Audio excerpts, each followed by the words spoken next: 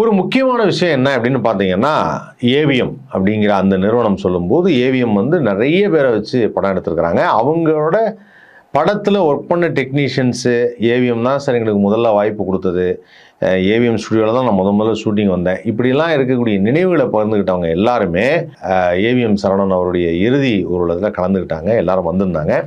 Including my self. ஏன்னா நானும் என்னுடைய முதல் ஷூட்டிங் டெலிவிஷன்ல ஏவிஎம் ஸ்டுடியோல தான் நடந்தது.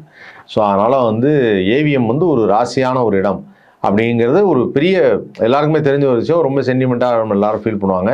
எல்லாருக்கும் வந்து அந்த ஏவிஎம்ல ஒரு தடவையாவது போய் அந்த ஸ்டுடியோவில் நடிக்கணும் அப்படிங்கிற ஒரு ஆசையும் எல்லாத்துக்குமே இருக்கும்.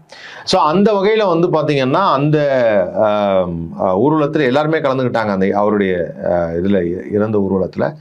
அந்த வகையில் வந்து நிறைய நடிகர்கள் வந்தாங்க. நிறைய பேர் சீனியர் ஆர்டிஸ்ட் எல்லாருமே வந்தாங்க. சூப்பர் ஸ்டார் வந்தார், கமல் சார் ஊரில் இல்லை. அதுக்கப்புறம் இவங்க சிவகுமார் சார் வந்தார், வைரமுத்து சார் வந்தார், இதுக்கப்புறம் நம்ம சிஎம் வந்துட்டு போனார். இது மாதிரி எல்லாருமே வந்தாங்க. ரொம்ப பெரிய மனிதர் ஏவிஎம் சரவணன்.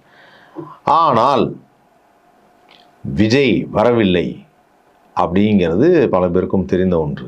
ஏன் வரவில்லை அப்படிங்கிறது தெரில. ஏன்னா அதே விஜய் வந்து அந்த ஏவிஎம்காக வந்து படம் பண்ணியிருக்கார். பண்ணாமல் இருந்தால் கூட பரவாயில்ல. அஜித் சார் கூட ஏவிஎம்காக படம் பண்ணதில்லை. ஆனால் விஜய் வந்து ஏவிஎம்காக படம் பண்ணியிருக்கார். ஸோ ஏவிஎம் படம் வந்து என்ன படம்னு கேட்குறீங்களா? வேட்டைக்காரன். சன் பிக்சர்ஸ் கலாநிதி மாறன் வழங்கும் வேட்டைக்காரன் எப்படி ஏவிஎம்னு சொல்லலான்னு கேட்காதீங்க. ஏவிஎம் தான் ப்ரொடக்ஷன். சன் பிக்சர்ஸ் அதை வெளியிட்டாங்க. வேட்டைக்காரன் படத்தை வெளியிட்டாங்க. ஸோ அந்த வகையில் வந்து பார்த்திங்கன்னா, இப்போ இந்த ஏன் வரல அப்படிங்கிறது தெரில.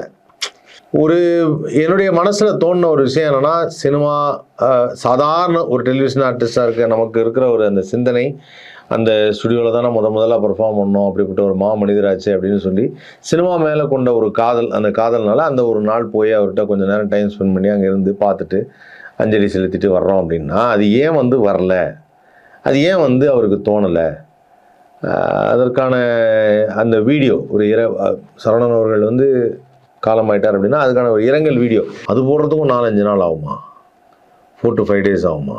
அதுக்கு ஏதாவது ஸ்கிரிப்டெல்லாம் இருக்கா? தெரியல. மனசில் பட்டதை சொல்லலாமே.